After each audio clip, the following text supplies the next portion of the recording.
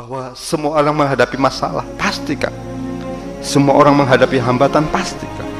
Semua orang menghadapi ujian, pasti. Bukan hanya kita kok Kang ujian. Bahwa hidup kalau ingin menemukan bahagia, maka biasakan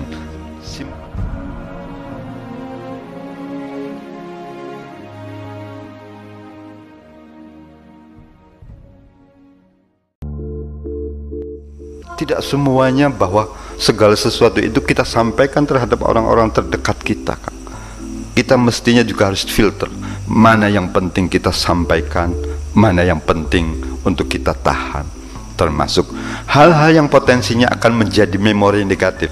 Saran saya sebaiknya tidak penting untuk disampaikan. Kenapa? Karena akan juga menanamkan file-file negatif.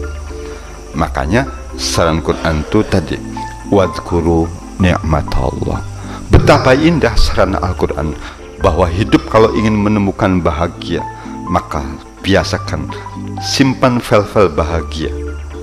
Jangan file susah Kak. Kalau kita ingin senantiasa terus happy, ayo simpan file-file happy. Makanya biasakan kita terus berafirmasi dengan yang positif. Tentukan kata-kata magic, kata-kata ajaib.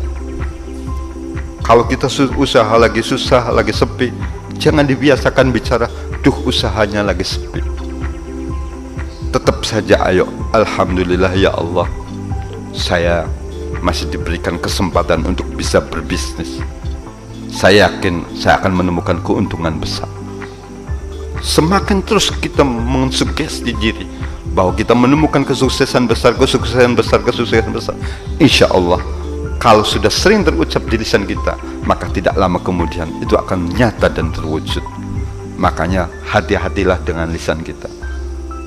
Banyak orang gak sadar betapa sering sekali lisannya justru dia kotori terhadap apa yang dia lakukan.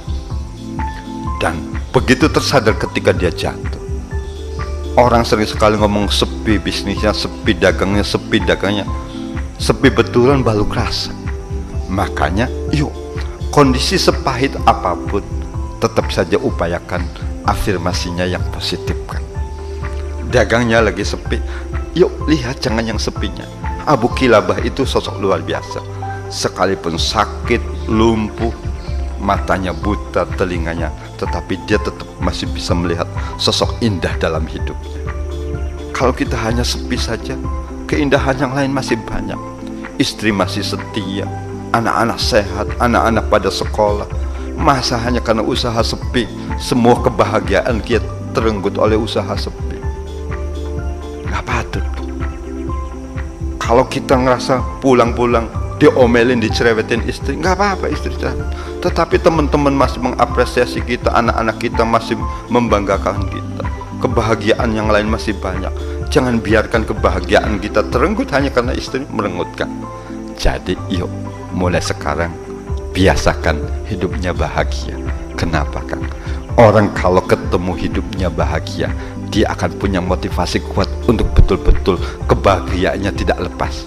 Yang itu disebut namanya sa'idun fil akhir. Kalau orang tidak pernah ketemu bahagia Kang, mungkin dia nggak pernah terobsesi bahwa penting nanti saya di akhiratnya menemukan bahagia. Makanya yuk ciptakan hidup itu harus senantiasa bahagia, happy. Bahwa semua orang menghadapi masalah, pasti Kang. Semua orang menghadapi hambatan, pasti Kang. Semua orang menghadapi ujian, pasti. Bukan hanya kita kok Kang ujiannya. Bukan hanya kita bahwa ujian paling berat, bukan. Masih banyak ujian-ujian yang jauh lebih berat dibanding kita. Bahwa kalau kita sedang menghadapi masalah, bukan kita saja yang menghadapi masalah.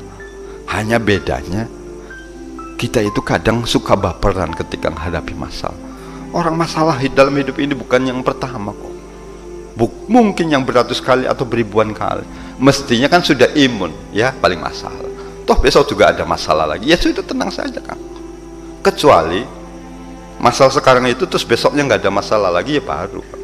Orang besoknya juga akan ada masalah lagi. Jadi ya tenang-tenang saja ngadepin masalah itu. Udah sepi, oh tenang. Insya Allah besok ramai. Hari ini sepi, nggak apa-apa. Besok ramai. Saya masih sehat. Gitu loh, saya masih menemukan makan yang nikmat. Jadi jangan biarkan kebahagiaan kita terenggut oleh hal-hal kecil sepele gitu kan. Asal tadi, yuk biasakan, sematkan di pikiran gitu hal-hal yang positif, hal-hal yang nikmat. Maka betapa indahnya sarana Al-Quran. Wadhkuru nikmat Allah. Ayo diingat nikmatnya Allah. Sampai-sampai kalau kita kurang banyak, kalau merasa bahwa nikmat kita belum apa-apa, Al-Quran nantang lagi. Kalau kamu mau hitung tentang nikmatku, pasti tidak akan pernah bisa terhitung. Artinya untuk urusan nikmat sudah unlimited kan. Hanya sekarang itu apa yang harus kita lakukan? Belajari, kenali bahwa kadang kita nggak tersadar nikmat yang berjibun itu sudah lekat di hidup kita. Tetapi kadang kita mencari sesuatu yang kadang serasa bahwa itu oleh kita dianggap nikmat, padahal boleh jadi itu bukan nikmat. Makanya hidup itu satu kan. Sudah yakini pemberian Allah itu selalu pemberian yang terbaik, karena Allah maha baik.